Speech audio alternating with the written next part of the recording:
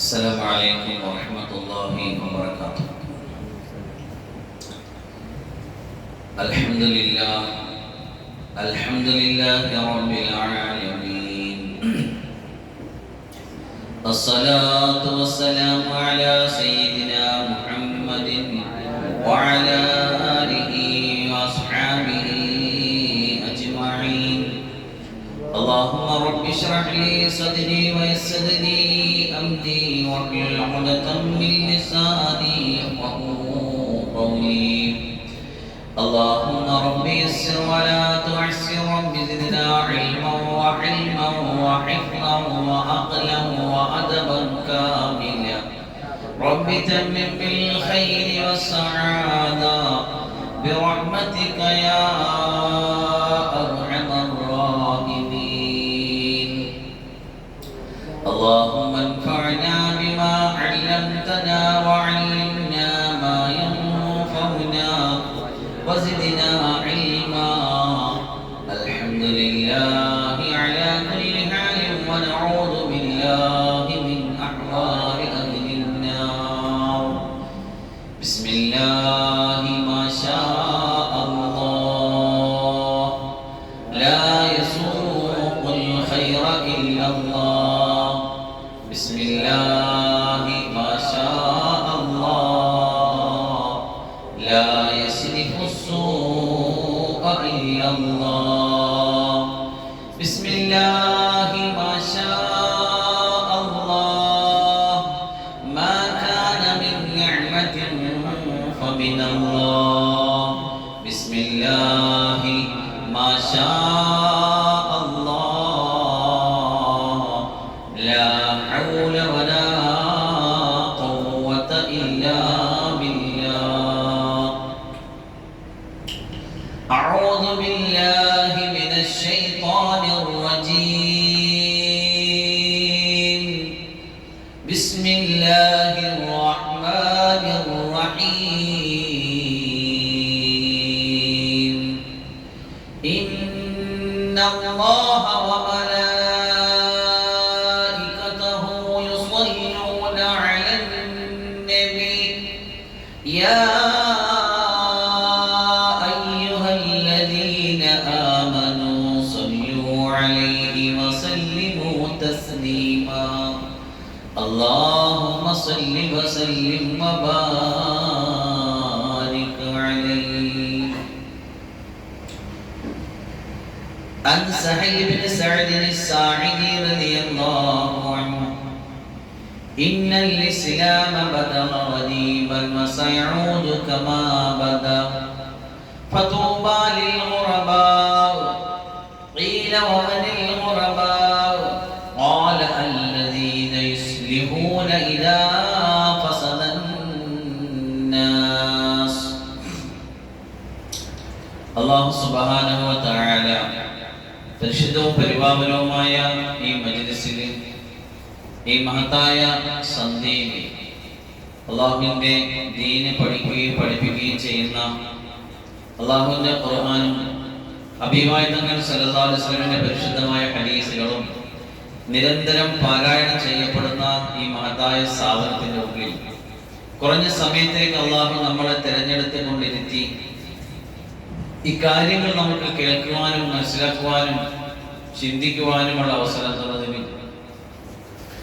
ആദ്യമായിട്ട് നമുക്ക് ഒരുമിച്ച് അല്ലാഹുവിനെ സ്തുതിക്കാം. അൽഹംദുലില്ലാഹ് അൽഹംദുലില്ലാഹി അലാ നിഅമി, അൽഹംദുലില്ലാഹി അലാ കുല്ലി ഹാൽ, അൽഹംദുലില്ലാഹി അല്ലദീ ഹദാനാ ലിഹാദാ വമാ കുന്നാ ലിനഹ്തദിയ ലൗലാ അൻ ഹദാനല്ലാഹ്.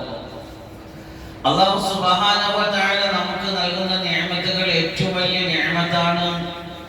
അല്ലാഹുവിന്റെ ദീനിയായ കാര്യങ്ങളിൽ സജീവമാകാനുള്ള തൗഫീഖ് കിട്ടുക എന്ന് പറയുന്നത്, ദീനിയായിട്ട് ജനിക്കാൻ പറ്റുക എന്ന് പറഞ്ഞതുപോലെ അല്ലാഹുവിന്റെ ദീനിന്റെ വഴിയിൽ ഈ വേഷവും ഈ രൂപവും ഈ ഭാവവും സ്വീകരിച്ച് ഇറങ്ങിത്തിരിക്കാൻ കഴിഞ്ഞതുപോലെ അല്ലാഹുവിന്റെ ദീനിയായ കാര്യങ്ങൾക്ക് ഏതൊരു മനുഷ്യന് സൗഭാഗ്യം കിട്ടുന്നുവോ, അത് ദീന് പറയാനാകട്ടെ, കേൾക്കാനാകട്ടെ, ദീനിന് വേണ്ടി ചെലവഴിക്കാനാകട്ടെ, ദീനിയായ കാര്യം പറയുന്നവരുടെ കൂടെ നടക്കാനാകട്ടെ, ഏത് ദീനി ഉറപ്പാക്കി കൊടുക്കുന്നു എങ്കിൽ ഒരു സത്യവിശ്വാസിയുടെ ജീവിതത്തിൽ കിട്ടാവുന്ന ഏറ്റവും മഹത്തായ അനുഗ്രഹങ്ങളാണ്. അത് പരീക്ഷണങ്ങളല്ല. നമുക്ക് മറ്റ് കിട്ടുന്ന സമ്പത്താവട്ടെ, സന്താനങ്ങളാകട്ടെ, നമുക്ക് കിട്ടുന്ന കുടുംബമാകട്ടെ, വാഹനമാകട്ടെ, ജോലിയാകട്ടെ, പ്രൊഫഷൻ ആകട്ടെ, ഏതുമാകട്ടെ, അത് രണ്ട് നിലയ്ക്കാകാം. ഒന്നുകിൽ ഇതൊരു പരീക്ഷണമാകാം, അല്ലെങ്കിൽ അത് ചിലപ്പോൾ ശിക്ഷയാകാം, ഒക്കെയാകാം. ഇന്നമ അംവാലിക്കും ഔലാദുക്കും ഫിത്ന.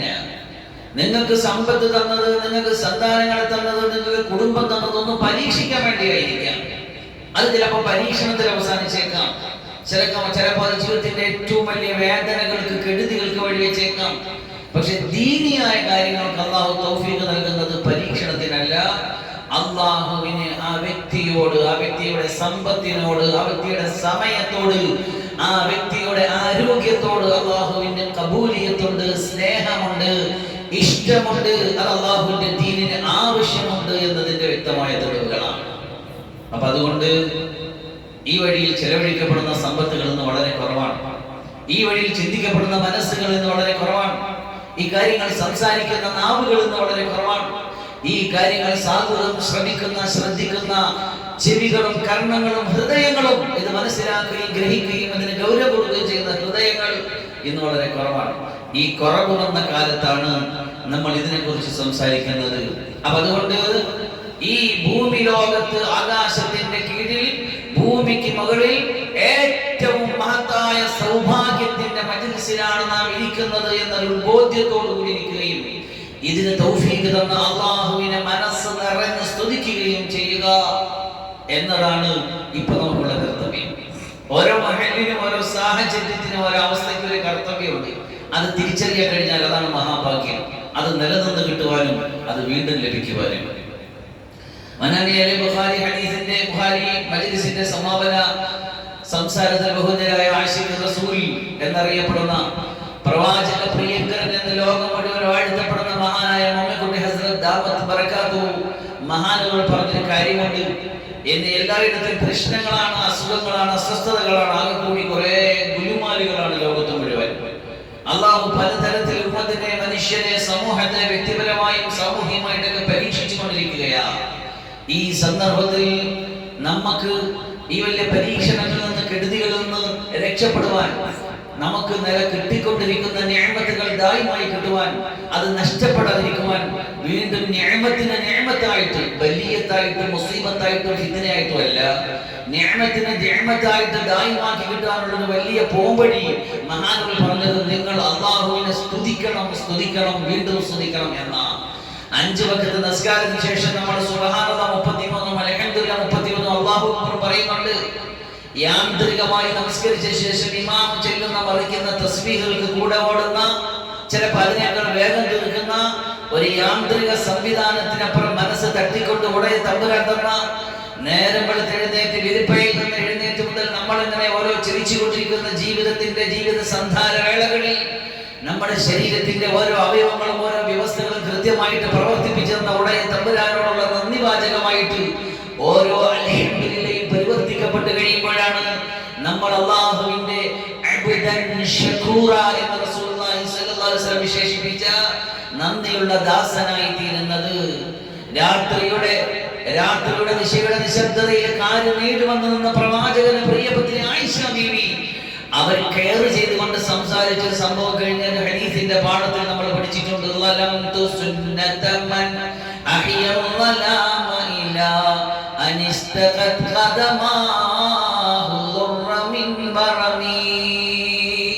നീതി വന്നു വീർത്ത കാൽപാദങ്ങളുമായിട്ട് രാത്രിയുടെ നിശബ്ദതയിൽ നിസ്കരിച്ചവരോട് അല്ലാഹു അങ്ങയുടെ മുൻപിൻഭാവങ്ങൾ പുറത്തു തന്നതല്ലേ, പിന്നെ രാത്രി എന്തിനായി കഷ്ടപ്പാട് എന്ന് ചോദിച്ചപ്പോ അഫലാ അകൂനു അബ്ദൻ ശകൂറ, നന്ദിയുള്ള ദാസനാകട്ടെ ഞാൻ. ഇങ്ങോട്ട് കിട്ടുന്നതിന് അങ്ങോട്ട് എന്ന, ഇങ്ങോട്ട് കിട്ടിയെങ്കിലേ അങ്ങോട്ട് കൊടുക്കൂ, അല്ലെങ്കിൽ ഇന്നല്ലെങ്കിൽ നാളെ കിട്ടിയെങ്കിലേ അങ്ങോട്ട് ചെയ്യൂ എന്ന ഒരു ബിസിനസ് മൈൻഡിന്റെ സിദ്ധാന്തമല്ല. കിട്ടിയ കോടാനുകോടി അനുഗ്രഹങ്ങൾക്ക് നടുവിൽ ഒരു അൽഹംദുലില്ലയെങ്കിലും ആത്മാർത്ഥമായിട്ട് അല്ലാഹുവിന് പറയാൻ കഴിയാത്ത നന്ദികെട്ട മനുഷ്യന്മാരുടെ ഗണത്തിൽ പെട്ടുപോകാതെ ഇന്നൽ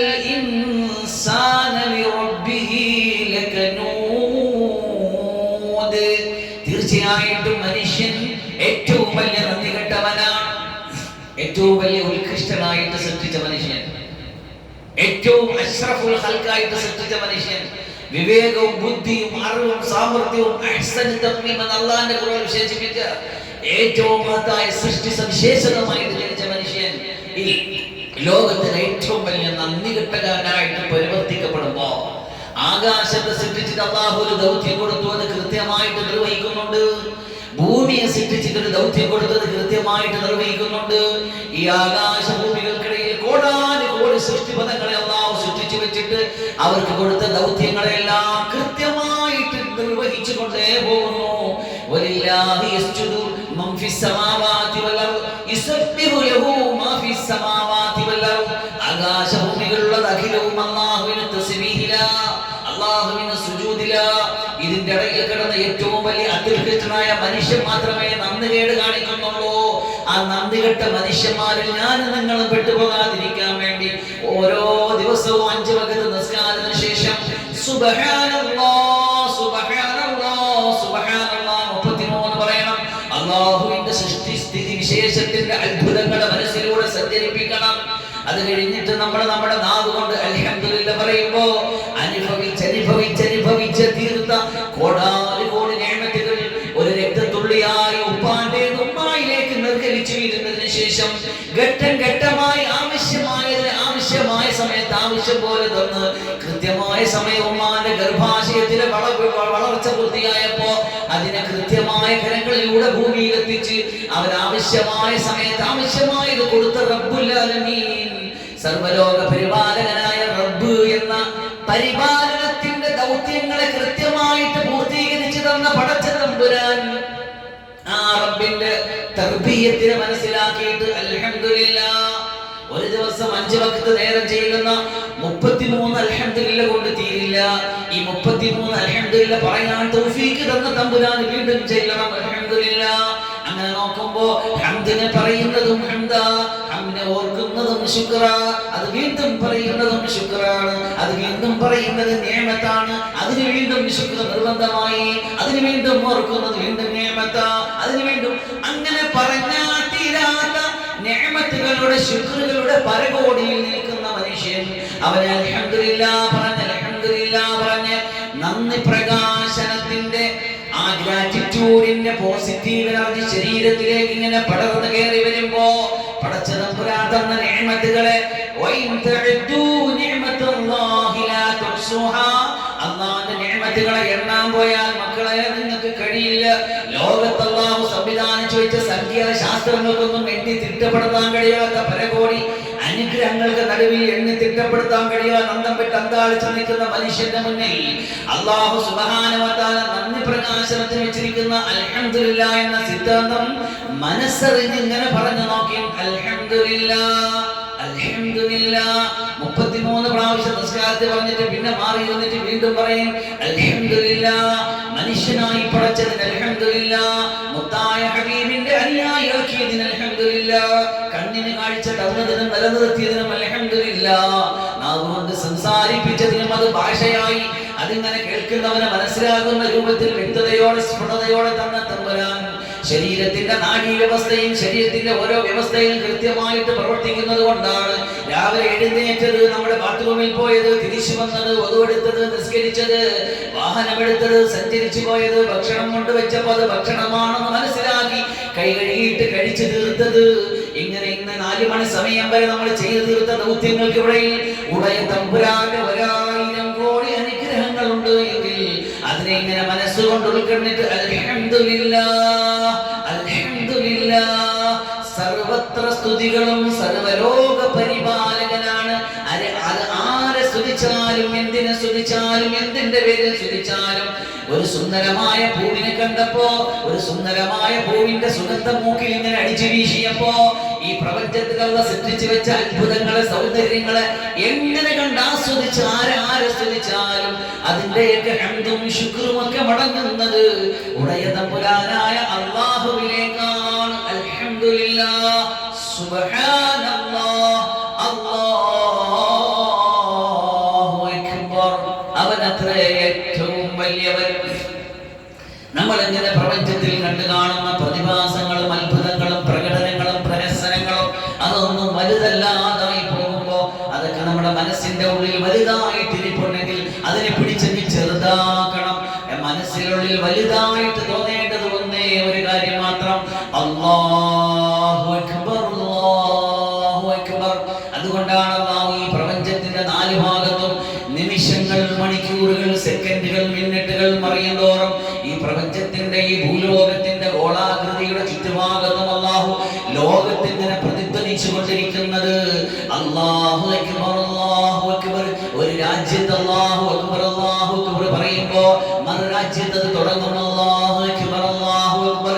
അങ്ങനെ ഭൂഖണ്ഡങ്ങൾ മാറി, രാജ്യങ്ങൾ മാറി, ഒന്ന് മാറി നിന്ന് സൂം ചെയ്ത് നോക്കിയാൽ ഈ ഭൂലോകത്ത് മനുഷ്യൻ ജീവിക്കുന്ന, മനുഷ്യവാസമുള്ള പ്രദേശത്ത് അകല മുഴുവൻ അങ്ങനെ നീലാസ്വാമി ചന്ദ്രനിൽ പോയപ്പോ കേട്ട ശബ്ദവും അതെ, അല്ലാഹു അക്ബർ, അല്ലാഹു അക്ബർ. ഒന്നും വലുതല്ല. വലുതെന്ന് തോന്നിയ സമ്പത്തും അധികാരങ്ങളും സംവിധാനങ്ങളും ഒന്നും വലുതല്ല. വലുതെന്ന് നിങ്ങൾക്ക് തോന്നിപ്പിച്ചു തന്നതാ. ഒന്നും വലുതല്ല, വലുത് അല്ലാഹു മാത്രം. ആ വലുതായ അല്ലാഹുവിനെ മുമ്പേ വലുതാക്കി മനസ്സിൽ വെച്ചുകൊണ്ട് ആ അല്ലാഹുവിന്റെ സൃഷ്ടി മഹാത്മ്യത്തെ വലുതാക്കിക്കൊണ്ട് സുബ്ഹാനല്ലാഹ്, നിന്റെ പരിശുദ്ധിയെ ഞാൻ വാഴ്ത്തി പോകുകയാണ് തമ്പുരാനെ. അൽഹംദുലില്ലാഹ്, സർവത്ര സ്തുതികളും നിനക്കാണ് പടച്ചവനെ എന്ന് പറയുന്ന അടിമയായിട്ട് മാറിയാൽ അല്ലാഹു പറഞ്ഞു, എന്താ പറഞ്ഞത്? ലൈൻ ശകർതും, ലൈൻ ശകർതും, നിങ്ങൾ ഇങ്ങനെ നന്ദി പ്രകാശനത്തിന്റെ വഴിയിൽ കടന്നു വന്നാൽ ലഅസീദന്നകും, നിഅമത്തുകൾ ദായിമാക്കി തരും. എങ്ങോട്ടിറങ്ങിയാലും പ്രശ്നമാ കേൾക്കാനുള്ളത്. ആരോഗ്യത്തിൽ വരുന്ന പ്രശ്നം, ആരോഗ്യ പ്രശ്നം, ഹോസ്പിറ്റലുകൾ ഇങ്ങനെ വർദ്ധിച്ചു വരുന്നു. കിഡ്നി ഫെയിലിയർമാർ, പ്രമേഹ രോഗികൾ, കൊളസ്ട്രോളുകാർ, തൈറോയിഡുകാർ, ക്യാൻസറുകാർ, കുടുംബത്തിൽ നമ്മൾ ഇങ്ങനെ പ്രതീക്ഷിക്കാത്ത പല വ്യക്തികളും പല രോഗങ്ങൾക്ക് അടിമപ്പെട്ട് കഷ്ടപ്പെട്ട് കഴിയുകയാ. ആരോഗ്യ പ്രശ്നത്തിന്റെ കാര്യങ്ങളെ ലോകത്ത് കേൾക്കാനുള്ളൂ.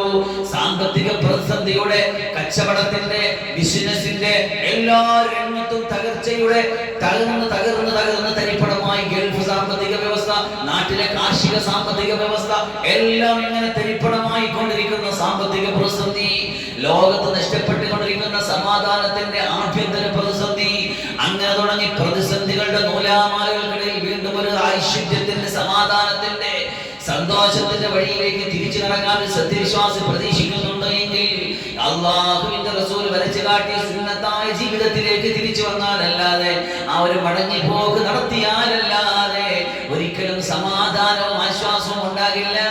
അല്ലാഹു പറയാണ്, നിങ്ങൾ നന്ദി ചെയ്താൽ നിങ്ങൾക്ക് ഞാൻ കൂട്ടിത്തരും. നിങ്ങൾ നന്ദി കേടാണ് കാണിക്കുന്നതെങ്കിൽ ഇന്ന അദാബി ലശദീദ് വലഇൻ കഫർതും, നിങ്ങൾ നന്ദി കേട് കാണിച്ചാൽ ഇത്രയും അനുഗ്രഹങ്ങൾക്കിടയിൽ നിന്ന് വീണ്ടും അശ്രദ്ധയുടെ, ധിക്കാരത്തിന്റെ, തന്നിഷ്ടത്തിന്റെ, തോന്നിവാസത്തിന്റെ, സ്വാർത്ഥതയുടെ വഴിയിലേക്ക് നിങ്ങൾ പോയാൽ എന്റെ ശിക്ഷ കടുപ്പമാണ് എന്ന് അല്ലാഹു താക്കീത് ചെയ്ത് നിർത്തുകയാ. അത് ആരോഗ്യ പ്രശ്നമായിട്ടാണോ വരുന്നത്? തന്ന ന്യായത്തിലുള്ള തിരിച്ചുവാങ്ങൽ കൊണ്ടാണോ നടക്കുന്നത്? ഒന്നും അറിയാൻ പറ്റില്ല. പടശ്രദ്ധ മനസ്സിലാക്കാൻ തൗഫീഖ് തരട്ടെ.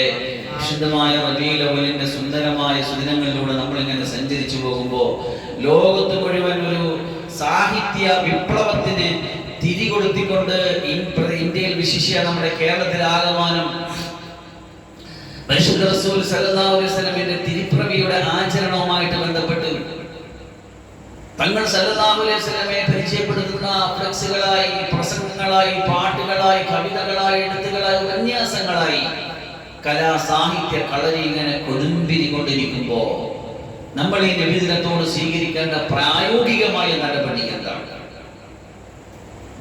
ഇതിൽ യഥാർത്ഥത്തിൽ നമ്മൾ സ്വീകരിക്കേണ്ട ക്രിയാത്മകമായ സമീപനം എന്താണ് എന്നതിനെ സംബന്ധിച്ച് ചെറുതായിട്ട് സംസാരിച്ച് ഇൻഷാ അല്ലാഹ് പെട്ടെന്ന് അവസാനിപ്പിക്കാം.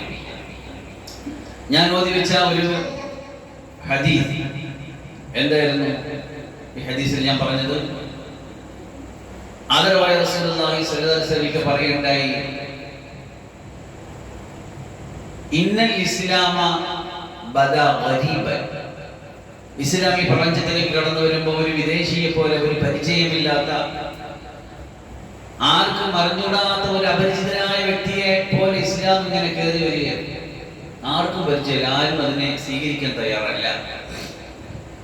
പക്ഷെ പക്ഷെ അത് കയറി വന്ന് പടർന്ന് പന്തലിച്ച് ലോകം മുഴുവൻ അത് വ്യാപകമായി.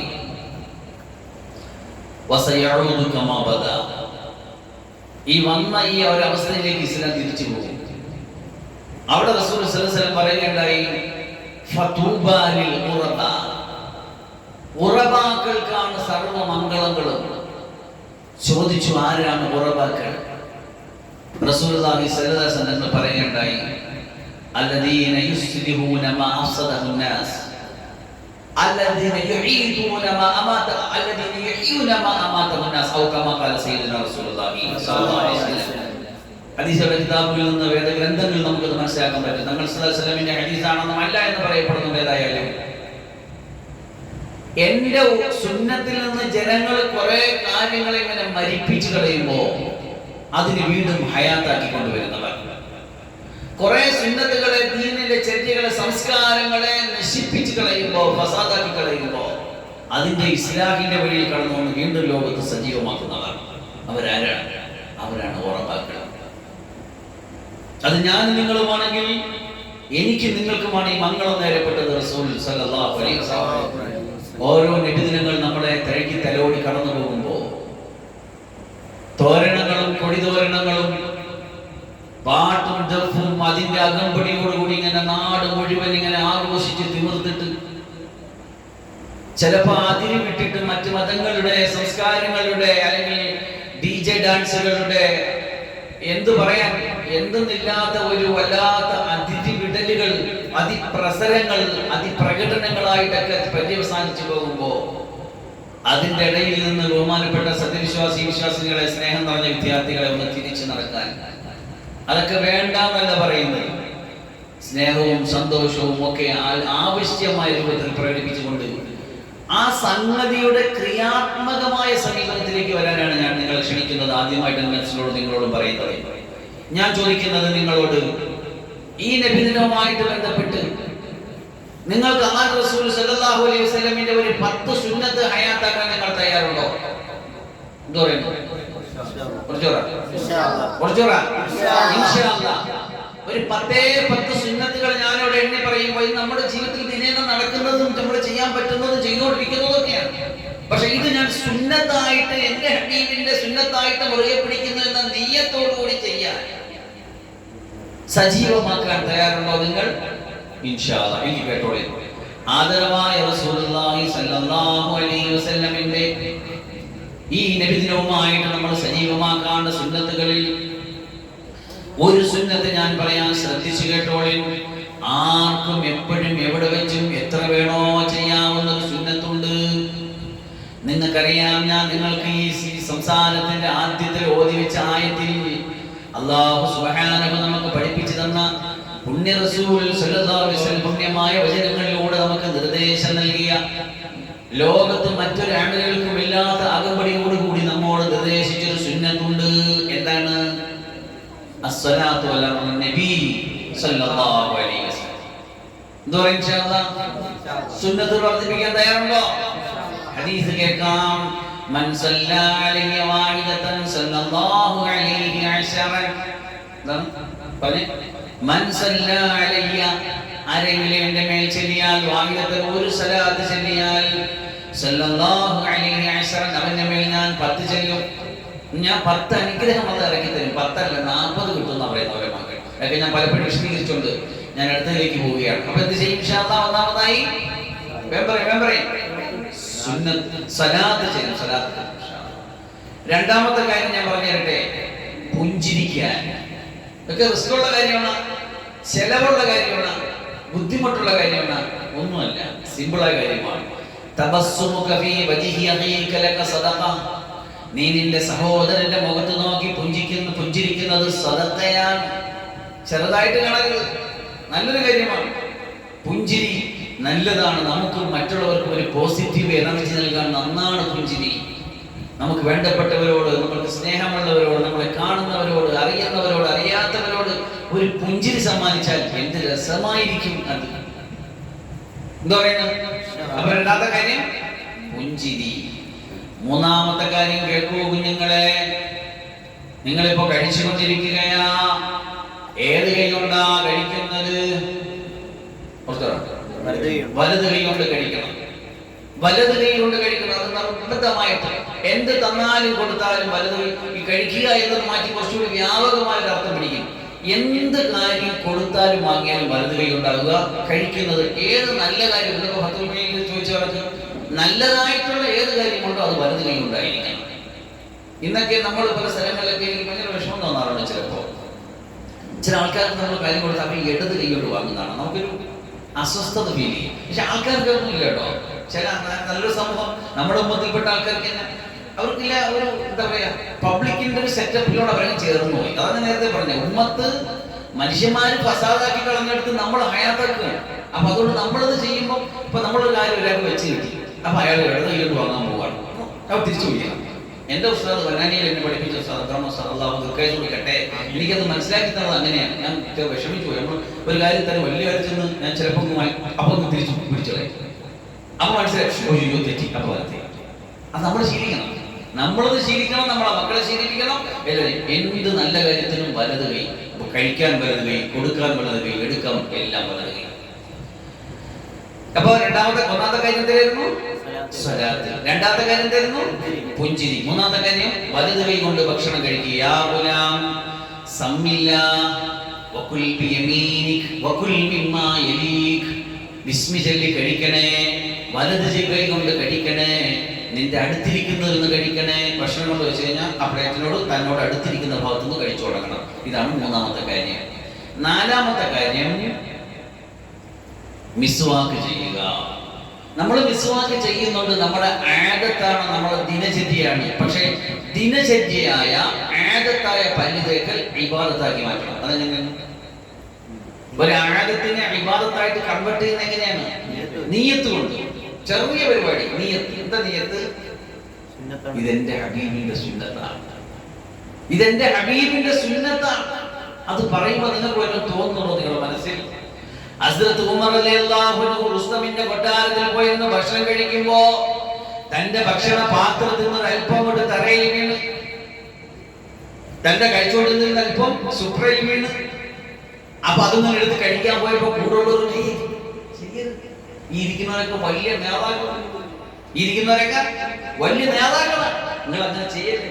അപ്പോഴാണ് ഉമർ റളിയല്ലാഹു അൻഹു ചോദിച്ചൊരു ചോദ്യം കൊണ്ട്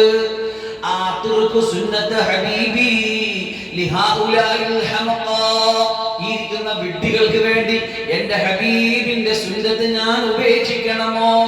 സല്ലല്ലാഹു അലൈഹി വസല്ലം ചിന്തിച്ചു നോക്കിയാണ്. എന്റെ ഹബീബിന്റെ സുന്നത്താണ്. ഞാൻ താടി വെച്ചത് എന്റെ ഹബീബിന്റെ സുന്നത്താ. എന്റെ മീശയുടെ ചുണ്ടിന്റെ ചുമപ്പ് കാണുന്ന രൂപത്തിൽ ഞാൻ ഇങ്ങനെ അരിഞ്ഞു വെച്ചത് എന്റെ ഹബീബിന്റെ സുന്നത്താ. എന്റെ വിരലുകൾ ഞാൻ കൃത്യമായിട്ട് നഖം മുറിച്ചത് എന്റെ ഹബീബിന്റെ സുന്നത്താ. ഭക്ഷണം കഴിച്ചപ്പോ വിരലുകളെ കൊണ്ട് ഞാൻ കഴിച്ചത് എന്റെ ഹബീബിന്റെ സുന്നത്താ. ഞാൻ ഇങ്ങനെ നല്ലതുപോലെ ഉറിഞ്ചി വൃത്തിയാക്കിയത് എന്റെ ഹബീബിന്റെ സുന്നത്താ. ബിസ്മി ചൊല്ലി തുടങ്ങിയത് ഹംദ് കൊണ്ട് അവസാനിപ്പിച്ചതിടയ്ക്ക് ഞാൻ ശുക്ർ പറഞ്ഞത് എന്റെ ഹബീബിന്റെ സുന്നത്താ. പാത്രം നല്ലതുപോലെ വടിച്ചിങ്ങനെ വൃത്തിയാക്കി കഴിച്ചത് എന്റെ ഹബീബിന്റെ സുന്നത്താ. അല്ലാഹു ആ ഒരു വൈകാരികത ഇത് ഹദീസ് പഠിക്കേണ്ടായി. ലാ യുമിനു അഹദുകും ഹത്താ യകൂന ഹവാഹു തബഅൻ ലിമാ ജിതു ബിഹി. ഞാൻ കൊണ്ടുവന്ന ചര്യ ഏതൊരാളിന്റെ ഇച്ഛയാകുന്നില്ലയോ അവൻ യഥാർത്ഥ സത്യവിശ്വാസിയാകൂല എന്ന് പറഞ്ഞാൽ എന്റെ സദസ്സിലിരിക്കുന്നവർ ആരെങ്കിലും ഇപ്പൊ ഇടത്ത് കൈകൊണ്ട് ചായ കുടിക്കുന്നുണ്ടെങ്കിൽ, ഇടത്ത് കൈകൊണ്ട് വട തിന്നുന്നുവെങ്കിൽ, അയാൾക്കതൊന്നും തോന്നുന്നില്ല എങ്കിൽ അയാൾ യഥാർത്ഥ വിശ്വാസിയല്ല. ഇനി വേറൊന്ന് പറഞ്ഞുതരാം. തന്റെ അടുത്തിരുന്ന ഒരാൾ ഇടത്തെ കൊണ്ട് തിന്നുകയോ കുടിക്കുകയോ ചെയ്യുമ്പോൾ എനിക്ക് കണ്ടിരിക്കുന്നതാണോ എന്ന് തോന്നുന്നില്ലെങ്കിൽ ഈ പറഞ്ഞ ഹദീസിന്റെ പ്രകാരം അയാൾ യഥാർത്ഥ വിശ്വാസിയല്ല. എനിക്ക് ഫീൽ ചെയ്യലുണ്ട്, കാര്യം പറയല്ല. നടന്നു പോകുമ്പോൾ ആദ്യം ഇടത്തുകാരോട് ശരിപ്പെടുന്നത് എനിക്ക് ഭയങ്കര അസ്വസ്ഥതയാണ്. കക്കൂസ് കയറുമ്പോ വലതുകാർ വെച്ച് കയറുന്നത് എനിക്ക് ഭയങ്കര അസ്വസ്ഥതയാണ്. മീശ മുകളിൽ നിന്ന് വളർന്ന് താഴോട്ടിറങ്ങിയാൽ ഭയങ്കര അസ്വസ്ഥതയാണ്. നഖം വളർന്നു കിടന്നാൽ ഭയങ്കര അസ്വസ്ഥതയാണ്. കൊടുക്കൽ വാങ്ങലാലും വലത് കൈകൊണ്ടായാലും ഭയങ്കര അസ്വസ്ഥതയാണ്. എന്തുകൊണ്ട്? അത് നമ്മുടെ ഇച്ഛയായിട്ട് മാറണം. സുന്നത്തുകൾ നമ്മുടെ ജീവിതത്തിന്റെ ഇച്ഛ, ഹവ എന്ന് പറയില്ലേ, ഹവാവും അവന്റെ ഹവയാകണം, അവന്റെ സ്വേച്ഛയാകണം, എന്റെ സുന്നത്താകണം. പിന്നെ അതല്ലാത്തൊന്നും നമുക്ക് പറ്റൂല. എന്താ പറയുന്നത്? ആ ഭക്ഷണം കഴിച്ചു കഴിഞ്ഞിട്ട് ഇന്നൊക്കെ കാണാം അല്ലാഹു എന്തുമാത്രം പഠിച്ചവനെ കല്യാണങ്ങൾ ഉമ്മത്തിന്റെ ശോചനീയമായ അവസ്ഥ എത്രത്തോളം എന്ന് വെച്ചാൽ കഴിച്ചിരുന്ന പാത്രത്തിൽ അത് കഴിച്ചിട്ട് ബാക്കി കളയുക എന്നതാണ് ഇന്നത്തെ സുന്നത്ത് ഉമ്മത്ത് പഠിപ്പിച്ചു വെച്ചിരിക്കുന്നത്. അല്ലെങ്കിൽ ഇന്നത്തെ സമൂഹത്തിന്റെ രീതി അത് മൊത്തം തിന്ന് അത് നാണക്കേട് ഇവനെന്താ ആർത്തി പിടിച്ചോന്നൊരു സങ്കല്പം ഉണ്ടാക്കി വെച്ചിട്ടുണ്ട്. അപ്പൊ അതുകൊണ്ട് കഴിച്ച ബിരിയാണിയിലകത്ത് ഇറച്ചിയും ഭക്ഷണമൊക്കെ അതുപോലെ ഇരിക്കണം, എന്നിട്ട് അങ്ങോട്ട് നീക്കി കളയണം. അല്ലാഹു കാത്ത് ഇതാണ് നമ്മത്ത് അനുഭവിക്കുന്നത്. കുഞ്ഞുങ്ങളെ നല്ലതുപോലെ വടിച്ചിങ്ങനെ പാത്രം വൃത്തിയാക്കി കഴിച്ചാൽ ആ പാത്രം ദുആ ചെയ്യുമത്രേ, എന്നെ വൃത്തിയാക്കിയതുപോലെ അല്ലാഹു നിന്റെ ഹൃദയത്തെ വൃത്തിയാക്കട്ടെ. ഒരു സുന്നത്തായി ജീവിക്കുന്ന മനുഷ്യനും കഴിക്കുന്ന പാത്രമല്ല, നല്ലതുപോലെ വൃത്തിയാക്കിയില്ലെങ്കിൽ അവന് വയറ് വീക്കൂല, അവന് മനസ്സിന് സന്തോഷം ഉണ്ടാവില്ല. നല്ലതുപോലെ കൈ ഇങ്ങനെ ഉറിഞ്ചി കഴിച്ചില്ലെങ്കിൽ അവന് കഴിച്ചതുപോലെ ഫീൽ ചെയ്യൂല. അപ്പൊ അതുകൊണ്ട് യഥാർത്ഥ മുഅ്മിനീങ്ങളാവാൻ ഞാനും നിങ്ങളും ആഗ്രഹിക്കുന്നുണ്ടെങ്കിൽ റബീഇന്റെ വസന്തം നമ്മൾ വിട്ടുപോകുന്നതിന് മുമ്പ് ഈ സുന്നത്തുകൾ തന്റെ ഹവയാക്കി മാറ്റാനുള്ള ശ്രമം നടത്തുക. ഒന്നാമത്തെ കാര്യം എന്തായിരുന്നു? സ്വലാത്ത് ചൊല്ലുക. എന്ത് പറയുന്നു? ഇൻഷാ അല്ലാഹ്. രണ്ടാമത്തേതാ? പുഞ്ചിരിക്കുക. മൂന്ന് വലത് കൊണ്ട് കഴിക്കുക. 4 മിസ്വാക്ക് ചെയ്യുക.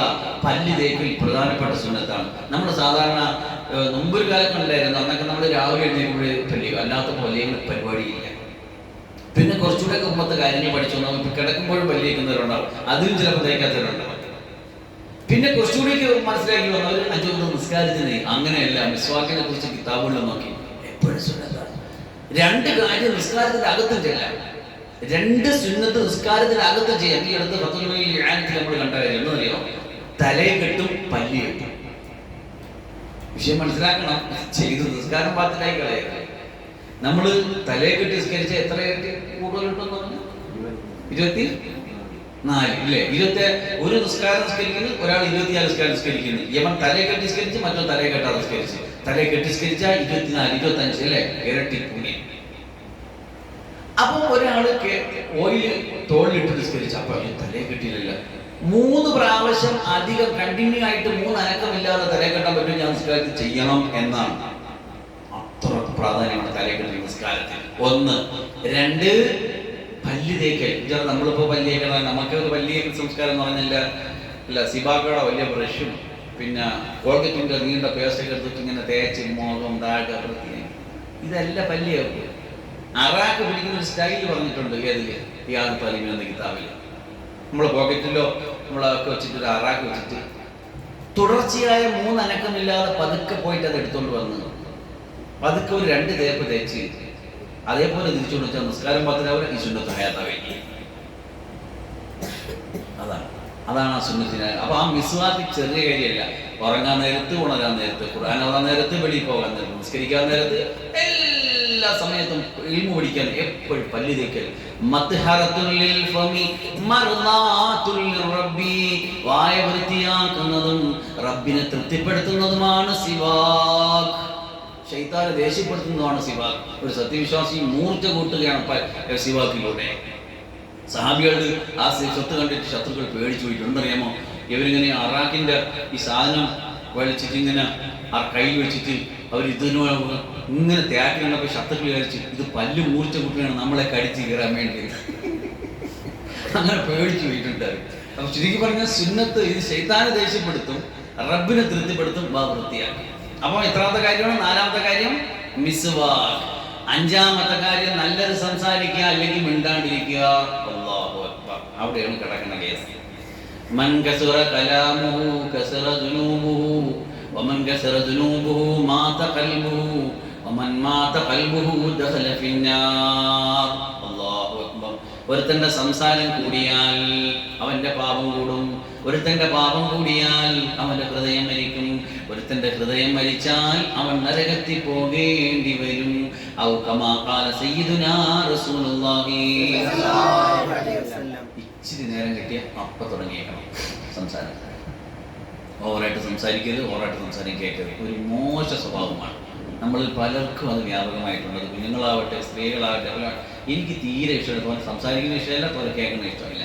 നമ്മൾ അങ്ങനെ ആകണം. തോനെ സംസാരിക്കരുത്, തോനെ കേൾക്കരുത്. നമ്മൾ ചറപറ ചറപറ ചറപറ ചറപറ മോശ പരിപാടിയാണ്. എന്തെങ്കിലുമൊക്കെ കയറി വരും. അതിൽ പരദൂഷണം കാണും, ചീത്ത കാണും, ഇന്ന് പിന്നെ ഈ സോഷ്യൽ മീഡിയ അത് പറഞ്ഞിട്ട് കാര്യമില്ല. എന്തൊരു കിട്ടിയ അപ്പം അങ്ങോട്ട് അടിച്ച് മിന്നെ. ഒരാൾ കള്ളനാകാൻ എന്ത് മതി? കേട്ടത് മൊത്തം പറഞ്ഞാൽ മതി. ഹദീസിലുള്ളതാണ്. ഒരാൾ കഫാബിൽ മറി കരിമൻ, ഒരാൾ കള്ളനാകാൻ എന്ത് മതി? കേട്ടതെല്ലാം പറഞ്ഞാൽ മതി, കണ്ടതെല്ലാം ഷെയർ ചെയ്യാൻ മതി. അയാൾ കള്ളനാവും. അതുകൊണ്ട് നമ്മളത് ചെയ്യരുത്. നിങ്ങളെ ഈ അടുത്ത് നമ്മളെ അൽഫോദോസ് ഗ്രൂപ്പിൽ ഒരു ഫോട്ടോ വന്നു. പള്ളികളിൽ മോഷ്ടിക്കുന്ന ഒരാളെന്ന് പറഞ്ഞൊരു ഫോട്ടോ. അപ്പോൾ ഞാൻ അതിൽ എഴുതി ചോദിച്ചു, എന്തിനാ ഒരു മനുഷ്യനെ ഇങ്ങനെ ഇട്ട് അഴിവാക്കണം? അയാൾ മോഷ്ടിച്ചോട്ടെ, നമ്മൾ മോഷ്ടിച്ചിട്ടില്ലേ? നീ ഇത് ഇട്ട് എന്ന് പറഞ്ഞിട്ട് ഈ ലോകത്ത് മോഷണം എല്ലാവരും നിർത്തി വെച്ചാൽ നാളെ തൊട്ട് മോഷണം നിർത്തും, അങ്ങനെയാണോ? ഇല്ല. ഒരു മനുഷ്യനെ അഴിവാക്കുക, അത്ര അതിൻ്റെ തുടങ്ങി. രാവിലെ പോസ്റ്റ് വന്നു, ഞാൻ ഇങ്ങനെ ഇട്ടു.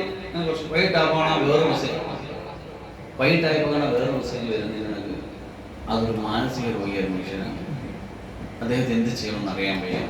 ആണ് നിങ്ങൾ സംഭവിച്ചാണ്. അപ്പോൾ ഞാൻ രാവിലെ എന്ത് പറഞ്ഞു? അയാൾ ചെയ്തിട്ടുണ്ടെങ്കിൽ ശരി, അയാൾക്ക് അതിൻ്റെതായ നടപടി, ശിക്ഷ നടപടി കഴിയും. നമ്മുടെ അടുത്ത് പ്രചരിപ്പിച്ച് 10 പേരെ കാണിച്ചിട്ട് എന്തിനു നേടാൻ മുഗ്മിനീങ്ങളെ? മൻ സതറ മുഗ്മിനൻ സതറല്ലാ.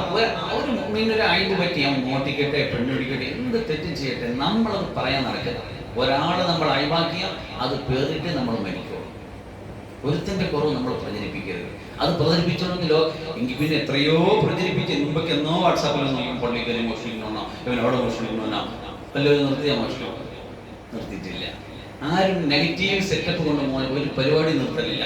അവർ നമ്മൾ ഉപദേശിക്കുക, അവർ നമുക്ക് പിന്നെ മോട്ടിവേഷൻ കൊടുക്കുക, അവർ നമുക്ക് സെറ്റപ്പാക്കി എടുക്കുക എന്നല്ലാതെ ഈ രീതി നമ്മൾ ഉപേക്ഷിച്ചേ പറ്റുള്ളൂ. അപ്പോൾ അതുകൊണ്ട് ഞാൻ പറഞ്ഞത്, സംസാരം എന്ത് കേട്ടാലും പറയുക, എന്തും പറയുക എന്ന സിസ്റ്റം മാറ്റി നാക്കിനെ വളരെ റസൂലുള്ളാഹി സ്വല്ലല്ലാഹു അലൈഹി വസല്ലം വർത്താനം ഉണ്ടെന്നറിയാം. 2 കാര്യത്തിൽ നിങ്ങൾ ജാമ്യം നിന്നാൽ നിങ്ങൾക്ക് ഞാൻ സ്വർഗം കൊണ്ട് ജാമ്യം നിൽക്കാം. ഒന്ന് നിങ്ങളുടെ നാവ്, മറ്റൊന്ന് നിങ്ങളുടെ പുതിയ സ്ഥാനം. ഈ 2 കാര്യത്തിൽ നിങ്ങൾ ഓക്കെയാണോ, നിങ്ങൾ പക്കയാണെങ്കിൽ ഞാൻ നിങ്ങൾക്ക് സ്വർഗം തരാം, ഉറപ്പാണ്. ജാമ്യം ആണ്. ഇത് രണ്ടുമാണ് കൈവിട്ടുമാണ് കേസ്. അള്ളാഹു മനസ്സിലാക്കാൻ തൗഫീഖ് തരട്ടെ. 5-മത്തേതായിട്ടാണ് പറഞ്ഞത്. നല്ലതുപോലെ ആരെങ്കിലും അള്ളാഹുവിനെയും അന്ത്യദിനത്തെയും വിശ്വസിക്കുന്നെങ്കിൽ ഒന്നുകിൽ നല്ലത് പറയുക, അല്ലെങ്കിൽ മിണ്ടാണ്ടിരിക്കുക. ഈ ഒരു സിഫത്ത് ഒന്ന് ശീലിച്ചു നോക്കിയാണെങ്കിൽ ഭയങ്കര സലാമത്താണ്. ആരോഗ്യത്തിന് നല്ലതാണ്, മനസ്സിന് നല്ലതാണ്, എല്ലാവർക്കും നല്ലതാണ്. എന്താണ്? നല്ലത് പറയുക അല്ലെങ്കിൽ മിണ്ടാണ്ടിരിക്കുക. പറഞ്ഞേ, നല്ലത് പറയുക അല്ലെങ്കിൽ മിണ്ടാണ്ടിരിക്കുക. എത്രാമത്തെ കാര്യം? 5-മത്തെ കാര്യം. 6-മത്തെ പെട്ടെന്ന് പറഞ്ഞു തീർക്കണേ. 6-മത്തെ കാര്യം, കുഞ്ഞുങ്ങളോട് കരുണ കാണിക്കുക. നബി സല്ലല്ലാഹു അലൈഹി വസല്ലം തങ്ങളോട്, എനിക്ക് 10 കുട്ടികൾ, ഞാൻ ഒരാളെയും ചിന്തിച്ചിട്ട്. നബി സല്ലല്ലാഹു പറഞ്ഞു, മല്ലായർഹം ലായർഹം. കരുണ ചെയ്യാത്തവന് കരുണയില്ല. മേളിൽ നിന്ന് കരുണ പിടിച്ചു വാങ്ങുന്ന പരിപാടിയാണ്. നമ്മൾ കരുണ കാണിച്ചു കൊടുക്കുക, അപ്പോൾ മേളിൽ നിന്ന് കരുണ കിട്ടും. കുഞ്ഞുങ്ങളെ സ്നേഹിക്കുക. എത്രാമത്തെ കാര്യമാണ് പറഞ്ഞത്? 6-മത്തെ. അവരോട് കരുണ ചെയ്യുക. കരുണ കാണിക്കാത്തവന് കരുണയില്ല. ഇനി അടുത്തത് 7-മത്തത്, മാതാപിതാക്കളെ ആദരിക്കുക. ഇതൊക്കെ സിമ്പിളായിട്ട് നമ്മൾ ചെയ്യുന്ന കാര്യങ്ങൾ. പക്ഷെ അല്ലാഹു റസൂലിന്റെ സുന്നത്ത് എന്ന് പറഞ്ഞ് നമ്മൾ ചെയ്തുകൊണ്ടിരിക്കുമ്പോൾ ഇതിങ്ങനെ നമുക്ക് സുന്നത്ത് ഹയാത്താക്കിയതിന്റെ ഒരു ഹദീസുണ്ട്. മൻ തമസ്സക ബിസുന്നതി ഇൻദ ഫസാദി ഉമ്മതി ഫലഹു അജ്റു മിനത്തി ശഹീദ്. എന്റെ ഉമ്മത്ത് ഫസാദാകുമ്പോ ആരെങ്കിലും എന്റെ ഒരു സുന്നത്തിനെ മുറുകെ പിടിച്ചാൽ അവന് 100 ഷഹീദിന്റെ കൂലിയാ. എന്റെ മുഅ്മിനീങ്ങളെ, എന്താ അവസ്ഥ? നമ്മുടെ സമൂഹത്തിന്റെ ഒരു നിലവിലെ സാഹചര്യം വെച്ചൊക്കെ നോക്കുകയാണെങ്കിൽ നബിദിനം വരുന്നുണ്ട്, ഓണം വരുന്നുണ്ട്. ഓണം ഇനി മതത്തിന്റെ എന്നോ ഇനി രാജ്യത്തിന്റെ എന്നോ സംസ്ഥാനത്തിന്റെ എന്നോ എന്തൊക്കെ ആയിക്കോട്ടെ, അതൊക്കെ അവിടെ നിൽക്കട്ടെ. ഉമ്മത്തിന് എന്താ പ്രശ്നം? ഉമ്മത്തിന്റെ സ്റ്റാറ്റസ്, ഉമ്മത്തിന്റെ കോടികൾ. ഇപ്പൊ നാളെ വെള്ളിയാഴ്ച സയ്യിദുൽ അയ്യാമിൽ എത്രയോ സ്കൂളുകൾ ഉമ്മത്തിന്റെ മക്കൾ കൂത്താടാൻ പോകണമെന്നറിയാമോ? ഈ കോലം തെറ്റിയിട്ട്. നിങ്ങൾ എന്തെന്നൊക്കെ പറഞ്ഞാൽ ഓണം ഒരു മതത്തിന്റെ ആചാരമാണ്. നിങ്ങളെ ഞാൻ മുമ്പൊരു മജലിസിൽ കൃത്യമായിട്ട് നിങ്ങൾക്ക് തന്നെ നോക്കാം, ജെമിനിയിൽ നോക്കാം, വിക്കിപീഡിയ നോക്കാം, ChatGPT നോക്കാം, എവിടെയെങ്കിലും നോക്കി എന്നിട്ട് പഠിച്ചോളി. ഓണം ഇനിയിപ്പോൾ നമ്മുടെ കേരളത്തിലൊക്കെ നടന്നുകൊണ്ടിരിക്കുന്ന വിവാദങ്ങൾ എടുത്ത് നോക്കിയിട്ട് നമ്മൾ നോക്കിയിട്ട് എന്തിനാണ് ഏതെങ്കിലും ഒരു മതത്തിന്റെ സംവിധാനങ്ങളെ പൊതുവാക്കിയിട്ട് സെക്കുലർ എന്തിനാണ്? അള്ളാഹു മനസ്സിലാക്കാൻ തോന്നുന്നു. നിങ്ങളെ ഇവിടെയാണ് തീക്കട്ടെ പിടിച്ചോലെ ജീവിക്കേണ്ടി വരുമെന്നൊക്കെ പറയുന്നത്. ഇസ്ലാം മുസ്ലിം എന്നൊക്കെ പറയുമ്പോഴേ നമുക്ക് തീവ്രവാദമല്ല, നമുക്ക് പിന്നെ അരാജകത്വമില്ല, വർഗീയതയല്ല. പക്ഷെ നമുക്ക് നമ്മുടേതായ ഒരു ഐഡന്റിറ്റി ഉണ്ടല്ലോ, നമുക്ക് നമ്മുടേതായ ഒരു മതമുണ്ടല്ലോ. നമ്മൾ പറഞ്ഞ എൻ്റെ ജീവിതവും എൻ്റെ മരണവും എല്ലാം അള്ളാഹിന് വേണ്ടിയിട്ടാണ്. നമ്മൾ അള്ളാഹിന്റെ പ്രൊമിസ് ചെയ്തിട്ട് നമ്മൾ ജീവിക്കുന്ന ഒരു ജീവിതത്തിൽ ഇത് വേണം. നിങ്ങളെ നിങ്ങൾ നോക്കിയോളൂ, ഈ കാണും നബിദിനം. എന്തേ നബിദിനം? അതിനൊരു പോസ്റ്ററും ഇല്ല, അതിനൊരു സന്തോഷമില്ല. അതേസമയം ഈ കാണുന്ന ഈ ആഴ്ച നിങ്ങൾ നോക്കിക്കോളി, ഉമ്മത്തിൻ്റെ ഫേസ്ബുക്ക്, ഉമ്മത്തിൻ്റെ വാട്സാപ്പ്, ഉമ്മത്തിൻ്റെ സ്റ്റാറ്റസ് മൊത്തം നിറഞ്ഞ ആള്. ഉമ്മത്ത് ഫസാദാണ്. മീനിങ്ങളെ ഉമ്മത്ത് ഫസാദാണ്. ഉമ്മത്തിൻ്റെ കല്യാണം ഫസാദാണ്. ഉമ്മത്തിൻ്റെ എല്ലാ സെറ്റപ്പും ഫസാദാണ്. തിരിച്ചു പോകാൻ ഞാനും നിങ്ങളെ ഉള്ളൂ, തിരിഞ്ഞ് ചിന്തിക്കാൻ. ഇപ്പോൾ ഇത് നമ്മൾ പറയുമ്പോൾ തന്നെ നമ്മളൊക്കെ അപരിഷ്കൃതരും തീവ്രവാദികളും പിന്തിരിപ്പന്മാരും ഒക്കെ ആയി കഴിഞ്ഞിരിക്കുകയാണ് ഇപ്പോൾ. പക്ഷെ പിടിച്ചിരിക്കാൻ നമുക്ക് കഴിയണം. ആരെന്തൊക്കെ പറഞ്ഞാലും ജനിച്ചു വീണ നിലകൊള്ളുന്ന ആദർശത്തിൻ്റെ സാക്ഷാത്കാരത്തിന് വേണ്ടി ജീവനും ജീവിതവും കൊടുക്കാൻ തയ്യാറായിട്ട് തന്നെ ജീവിക്കണം ഇന്നത്തെ കാലഘട്ടത്തിൽ. അള്ളാഹു മനസ്സിലാക്കാൻ തൗഫീഖ് തരട്ടെ. മാതാപിതാക്കളെ ആദരിക്കണം. ഇതാണ് നമ്മുടെ സുന്നത്ത്. ഇങ്ങനെ മുറുകെ പിടിച്ച് ജീവിക്കുമ്പോഴാണ് നമുക്ക് 100 ഷഹീദിന്റെ കൂലി. ഒരു ഷഹീദിന്റെ കൂലി എന്ന് പറഞ്ഞാൽ അവന്റെ ഒരു തുള്ളി രക്തം ഭൂമിയിൽ വീഴുന്നതിന് മുഴുവൻ പാവങ്ങൾ പൊറുക്കപ്പെടും. വീഴുന്ന ബാക്കി തുള്ളിക്കനുസരിച്ചാണ് അള്ളാഹു ഉയർന്ന ദർജകൾ കിട്ടും. അതാണ് രക്തസാക്ഷി. ഇന്ന് നമ്മൾ രക്തസാക്ഷിയുടെ പുണ്യം നേടുന്നവരാണെങ്കിൽ ഈ 10 സുന്നത്തുകൾ കേൾക്കും, പഠിക്കും, ചെയ്യും, പ്രചരിപ്പിക്കും. അള്ളാഹു മനസ്സിലാക്കാൻ തൗഫീഖ് തരട്ടെ. 8ാമത്തെ കാര്യം, അയൽക്കാരനെ ഉപദ്രവിക്കാതിരിക്കുക. നമ്മളൊക്കെ വീടിൻ്റെ ചുറ്റുഭാഗത്ത് അയൽവാസികളാണ്. അത് മതം നോക്കിയിട്ടല്ല, ജാതി നോക്കിയിട്ടല്ല. വീടിൻ്റെ ചുറ്റുഭാഗത്ത് കാണുന്ന അയൽവാസികൾ അവരൊന്ന് റെസ്പെക്ട് ചെയ്യുന്നുണ്ട്, അവരുടെ ഒരു വിശേഷം ചോദിക്കുന്നുണ്ട്, അവർക്ക് എന്തെങ്കിലും സഹായം ചെയ്യുന്നുണ്ട്. വലിയ പുണ്യം ഇസ്ലാമിൽ കിട്ടും. എത്രത്തോളം സദനം പറയേണ്ട ഈ അയൽവക്കക്കാരോടുള്ള മഹത്വം പറഞ്ഞ് അവസാനം സമ്പത്തിൽ നിന്ന് വീതം വെച്ച് ഓഹരി കൊടുക്കുമെന്ന് എനിക്ക് തോന്നിപ്പോയി. അത്ര ഗൗരവത്തിലാണ് അയൽവക്കക്കാരോടുള്ള. അപ്പുറത്ത് ജീവിക്കുന്നവൻ വേറെ പ്രസ്ഥാനക്കാരനാണ്, വേറെ പാർട്ടിക്കാരനാണ്, വേറെ മതക്കാരനാണ് എന്ന ചിന്തയിൽ ഒരു തുണ്ട് പോലും അങ്ങോട്ട് എടുത്തിട്ടേക്കരുത്. അബൂ ഹനീഫ ഇമാമിന്റെ ചരിത്രം കേട്ടിട്ടുണ്ട്. തൊട്ടടുത്ത് ജീവിച്ച മദ്യപാനിയായ ഒരു സഹോദരനുമായിട്ട് മഹാനായ അബൂ ഹനീഫ റഹ്മത്തുള്ളാഹി അലൈഹി ആ നിലപാട് സ്വീകരിച്ച നിലപാടിന്റെ ശുദ്ധത. അപ്പൊ അതുകൊണ്ട് അയൽവാസികളോടുള്ള സഹനത്തിന്റെ വിഷയത്തിൽ ഈ സുന്നത്തിനുള്ള മുറുകെ പിടിക്കും. ദ്രോഹം ചെയ്യേ അള്ളാനെയും അന്ത്യദിനത്തെയും ആരെങ്കിലും വിശ്വസിക്കുന്നു എങ്കിൽ അവനവന്റെ അയൽവാസിയെ ബുദ്ധിമുട്ടിച്ചു പോകരുത്. സുന്നത്താണ്, മുറുകെ പിടിച്ചോളിൻ. 8. 9ാമത്തെ കാര്യം, സത്യസന്ധത പാലിക്കുക. സത്യസന്ധത എന്ന് പറയുന്നത് ഒരു വലിയ കാര്യമാണ്. ഇന്ന് എങ്ങും ഇല്ലാത്തതാണ്. എന്തുകൊണ്ടാണ് ഇന്ന് രാഷ്ട്രീയം അഴിമതി മുഖമായി മാറിയത്? എന്തുകൊണ്ടാണ് നമ്മളുടെ ഭക്ഷണ സംവിധാനങ്ങൾ ഇത്രമാത്രം വ്യാജന്മാരെ കയറി വന്നത്?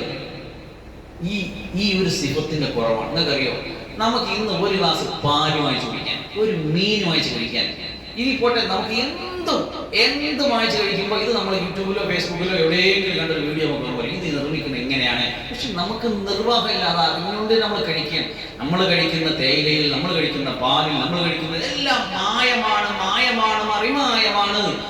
മലക്കറി വാങ്ങിച്ചാൽ മുമ്പൊക്കെ ആണെന്നുണ്ടായിരുന്നു, നമുക്ക് ഇച്ചിരി ബീഫൊക്കെ വാങ്ങിച്ചു തന്നാൽ കുഴപ്പമില്ല, ചിക്കനിലെ കുഴപ്പമുള്ളൂ, ബീഫും കുഴപ്പം, ആട്ടിൽ കുഴപ്പമില്ല, എല്ലാത്തിനും കുഴപ്പമില്ലാത്ത എല്ലാം കുഴപ്പം. ഇതെന്താ? ഈ ഒരു സത്യസന്ധത എന്ന് പറയുന്ന സാധനം ലെവലേശം ആർക്കും ഇല്ല. എന്നാൽ പോട്ട് മറ്റുള്ളവർ ഇത് കേട്ടിട്ടില്ല, അറിഞ്ഞിട്ടില്ല, പഠിച്ചില്ല. ഈ ഉമ്മത്തിന്റെ മക്കൾക്കെങ്കിലും ചെയ്തൂടെ? നമ്മുടെ സമുദായത്തിന് മക്കൾ നടത്തുന്ന ഫാക്ടറികളിലെ, കമ്പനികളിലെ സെറ്റും ഒന്ന് മാറി ചിന്തിച്ചൂടെ? ഒന്ന് തിരിച്ചൊഴുകിക്കൂടെ? വലിയ മലവെള്ളപ്പാച്ചിൽ, വെള്ളപ്പൊക്കത്തിൽ വലിയ മരങ്ങൾ ഇങ്ങനെ കടപടി ഒഴുകുമ്പോൾ, വലിയ ആനകളും വലിയ ജീവികളും ഇങ്ങനെ ഒഴുകി പോകുമ്പോൾ ചെറിയ മത്സ്യങ്ങൾ ഇങ്ങനെ തിരിച്ചു നീന്തുമല്ലോ ഹൃദയത്തിൽ ഈ ജീവനുള്ളത് കൊണ്ട്. അതുപോലെ ഈമാനുള്ള മുഗ്നികളൊന്ന് തിരിച്ചു നീന്താൻ തയ്യാറായാലുണ്ടല്ലോ, പരിവർത്തനം അവിടെ നിന്ന് നടക്കും. പരിവർത്തനത്തിന്റെ വിപ്ലവം അവിടെ നിന്ന് നടക്കും. ഞാൻ പറയുന്നത് എന്റെ നഫ്സിനോട് നിങ്ങളോടും അതാണ്. നബിദിനങ്ങൾ അങ്ങനെയുള്ളതാകട്ടെ, തിരിച്ചു നടക്കാൻ, പൊതുസമൂഹത്തിന്റെ പൊതുചലനത്തിൽ നിന്ന് മാറി സഞ്ചരിക്കാൻ അല്ലാഹു തൗഫീഖ് തരട്ടെ.